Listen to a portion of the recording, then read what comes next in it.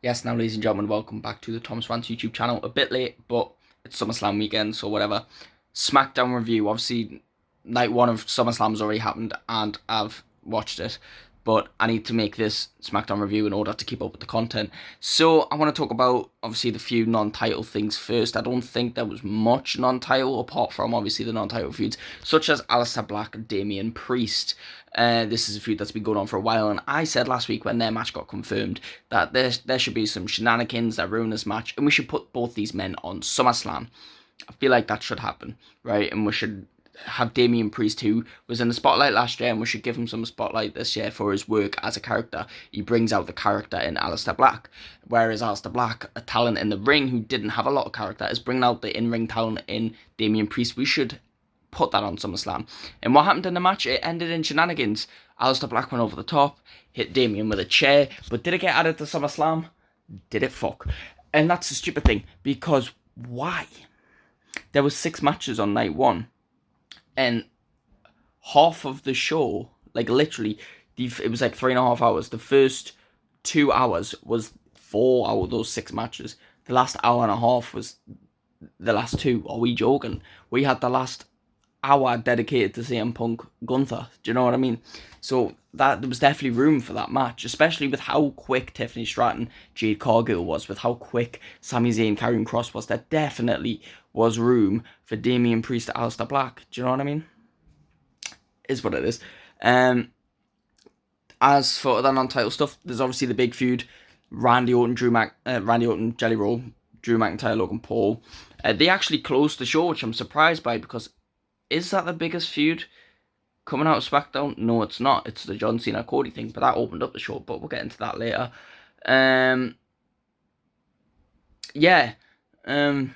They're just again, Logan and Drew on the mic ripping into Jelly Roll, and Jelly Roll made his way into the arena, knocked on a car of Randy Orton, and they went and fought. And this is off the back of Logan Paul visiting where Jelly Roll was training earlier on. Logan Paul, Drew McIntyre beating up Jelly Roll at his training centre where Randy Orton wasn't. Obviously ticked off Randy, brought the anger out of Randy, and they went and fought them and had a big fight to close the show. And finally, the last non-title thing, which technically isn't non-title because the AAA tag team titles were involved, which are currently held by Los Garza. They defended them in an open challenge, which was answered by some AAA wrestlers. And Mr. Iguana is back. And I'm so happy to see him, but the problem is I was watching this morning when I was really tired, so it's actually, I felt like I watched this ages ago, but I only watched it this morning. I was not there. And then there was, I forgot, something clown. My mind's gone. My mind is gone, but forgive me, I don't watch AAA. But it was the clown guy. Yeah, you know who I'm talking about. That seems really embarrassing, but his name's just got out of my head, and I don't watch AAA, obviously. But like I say, obviously, but like I don't, and I would know his name on a normal occasion, but it's simply because I'm recording. It's gone out of my head, and it's got to me. So yeah, they teamed up against Los Garza and sadly lost quite easily as well, which is a shame. Poor Mr. Iguana. Anyway, let's get to the title pictures. We have Julia, finally, I said, right, she's been champion for 30 days. Would you believe Julia has been United States champion for 30 days? This is her first match, maybe even her first appearance, bar the backstage segment last week, since winning that title. It's stupid. And she's got Kiana James in her corner now, who adds nothing. All she did was make the match official. She adds nothing. Kiana James deserves better. Let's be honest. Julia doesn't need Kiana James. But whatever. She had title rematch against Zelina Vega, which is fair. You know, we're not just going to leave that like that. So, title rematch. Julia won. Fair play. Won with a pretty bad botch, though. Pretty bad. They tried to play off as if Zelina missed a moonsault and landed on some knees of Julia, but she didn't. She didn't hit the knees, and she actually landed on Julia's head, but Julia was the one on her. Makes sense. Yeah, but Julia retained. Fine with that. Absolutely fine with that. Obviously, I'm fine with that. As for the United States title picture, obviously tonight there was Tala Tonga scheduled to face Jimmy Uso, and the whole show that had the steel cage above the ring, the steel cage that Solo and Jacob are going to fight in, And one of the interviewers revealed that it was Solo who requested it, and he sort of played it off as, I don't know what you're talking about. But realistically, they had a plan all along, and obviously I knew what this plan was. I mean, everyone can see this plan coming from a mile away. Talatonga, Jamie Uso had that match. Talatonga won because it's his first match on television. They want to make him look like a big, powerful guy, and he won with a chokeslam. I'll be honest, big men, fine for a chokeslam, but at this time I'm just not feeling it. Big Show, Kane, Undertaker, they've all had chokeslams. Talatonga needs something different, man, because he's not that great in ring, I'll be honest. He needs a different finisher. But he beat Jimmy Uso, and then they brought down the steel cage, but of course, right before the steel cage hit the ring, who came? Jacob Fatu. And Jacob Fatu ended up locked in the cage with the MFTs. Solo flayed, obviously, and Talatonga flayed, and I think it was just JC and Tonga Loa left in there with Jimmy and Jacob. So yeah, that was a good way to close the feud, I think, before the actual steel cage match at SummerSlam. I don't think anything happened in terms of the tag team division, but we've got a massive 6-man TLC match to look forward to, so that'll be great. Alexa Bliss had a match with Roxanne Perez ahead of their tag team title match at SummerSlam, which Charlotte Flair this time was the cheerleader. I remember Charlotte Flair told Alexa Bliss to be a cheerleader, and Alexa Bliss was like, great, I love being a cheerleader, or I used to be a cheerleader. And that's what Charlotte was, and Charlotte actually had the pom-poms, like she styled it out, which is fair. And then Alexa got the win over Roxanne. Oh no, did Roxanne? No, Roxanne got the win over. Am I thinking of last week? I may be thinking of last week. I don't even know what I'm thinking of now, because I've got no clue. Maybe Alexa, because right, I'm gonna be honest. Last week's episode, like, so there was this week. That was Friday, and then there was last week's. Last week's I literally watched a couple of days before.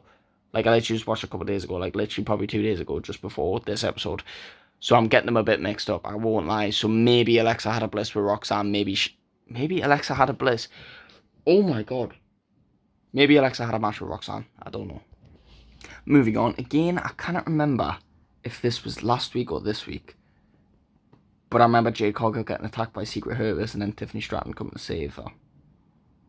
But maybe that was probably last week, because Jade had the match with Chelsea Green. And finally, it was Cena Cody. If it's lagging, we're just going to run with it. You're just going to have to put up with it. John Cena came out kicking off the show last week. Cody Rhodes called out John Cena and said, I don't want to face this cowardly John Cena that's different to the John Cena we've known for 25 years. I want to face the John Cena, the good guy who will always try with hustle, loyalty, respect, and never give up. He will try to win this street fight. That's when John Cena came out. And so did Cody Rhodes. And before, because Cody Rhodes wasn't going to let Cena speak, and Cena made sure to shush Cody. He said, don't talk. And John Cena spoke, and he said, last week, or 2 weeks ago, you forced me to sign a contract. You put me through a table. You forged my signature and forced me into a situation when I said I was tired, and it sounded like John Cena was going to kick off. Instead, he said, thank you, because you forced a drive out of me. You forced me to be in an uncomfortable situation where I've realised what I've done this last year in my retirement year. It was stupid. It was wrong. It was against everything I said. Basically, John Cena turned face, and this was something I really wanted to address. And it seems really exciting because John Cena's going to be face. We're going to get face Cena versus face Cody at SummerSlam. I'm going to have this massive, like, great fight. And John Cena's back, right, essentially. And he does love the people, and he's going to give us one final run, and he wants to run away. You know, he doesn't hate wrestling, he doesn't want to ruin wrestling, but he does want to run away with the WWE Championship, not to ruin wrestling, but to have something to be proud of, essentially, and something for the WWE Universe to be proud of, right? And here's the issue. Well, that's great and that, and all. I see through this, right? Because this was very rushed. This was very, like, for the heel run we've had from John Cena, for it to just be like that in a week, nah. I see right through it, right? Let's talk the first match with Cody John Cena. Cody Rhodes played the good guy and hesitated to hit Cena with the title. Then Cena hit him with a low blow and hit Cody with the title and won, breaking the rules. This is a street fight. There is weapons. Cody will not do that same mistake now.